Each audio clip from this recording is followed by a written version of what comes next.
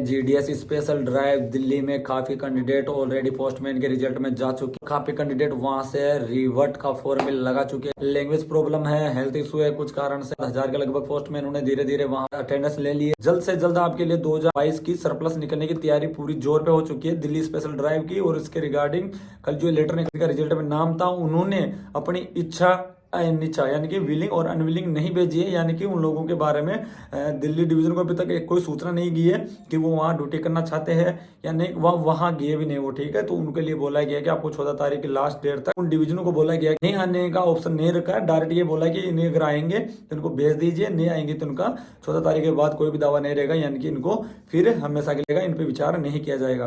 तो यानी कि सरप्लस की तैयारी हो चुकी है। वहां पर काफी जो जीडीएस गए उनमें काफी 150-200 और उससे भी ज्यादा लोगों ने रिवर्ट के फॉर्म डाल दिए। लैंग्वेज की प्रॉब्लम है, कुछ ऐसे इश्यूज है, तो उन लोगों की सभी ज्यादातर बताया जा रहा है। आप ये क्लिप देखिए कि हमारे जो यूनियंस है उन्होंने भी बोला है। साथियों, ये दिल्ली स्पेशल ड्राइव का आज भी हम लोग लेटर लिखा।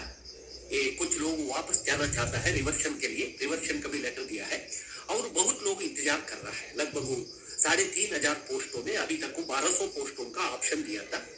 इसमें 300 से अधिक लोगों नहीं आया वो तो भी कुछ लोगों वापस जा रहा है जीडीएस पोस्ट में।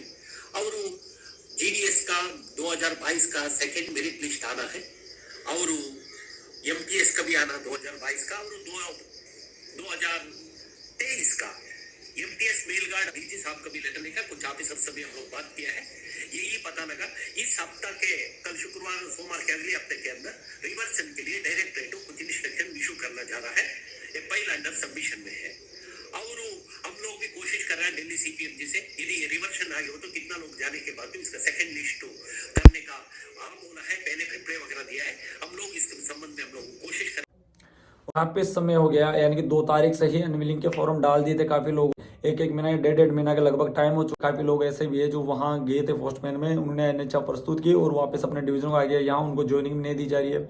सुनने में आया है कि 1-2 जगह ज्वाइनिंग दे दी गई है जिन्होंने वहां पर अपने मतलब डॉक्यूमेंट्स वगैरह कुछ भी नहीं दिए थे और अपने डिवीजन आगे उन्होंने ज्वाइनिंग भी कर लिया है। फिर भी प्रोसेस चल रहा है और ज्यादातर वहां पर ज्वाइन करने के बाद या कुछ लोग ट्रेनिंग से आने के बाद उन सभी लोगों की जो फाइल्स के बारे में जब भी यूनियन से या कभी पूछताछ होती है तो बताया जाता है। डिवीजन में भी कॉल करके पूछा गया जिस डिवीजन से, वहां से उन्होंने रिवर्ट का फॉर्म डाला, डिवीजन में आ गए वो लोग कैंडिडेट और वहां जब उनके डिवीजन पूछा जाता है तो वहां के डिवीजन से यही जवाब आता है कि अभी इस फाइल से जो भी सर्किल से ऑर्डर आएंगे, सर्किल से अभी तक ऑर्डर हमारे पास नहीं आए है। यानी कि फाइल के ऑर्डर सर्किल में है और माधवी जी ने बताया है कि जल्द इसके बारे में कुछ ना कुछ होगा। तो गैस देखिए सीधी जो लोग नहीं कर पा रहे वहां पर उन लोगों को परेशान बहुत ज्यादा हो रहे। वो अगर वो वहां ड्यूटी नहीं कर पा रहे तो इन लोगों को इनके मूल पद पर भेज जरूरी है। आप लोगों के लिए भी वीडियो काफी मोस्ट होगा क्योंकि अब सरप्लस का रिजल्ट निकलने वाला है और सरप्लस में जाने के बाद कहीं ऐसा आपके साथ ना हो जाए। अभी वहां पर काफी जीडीएस ऐसे है 100-150 के लगभग फाइल आई थी।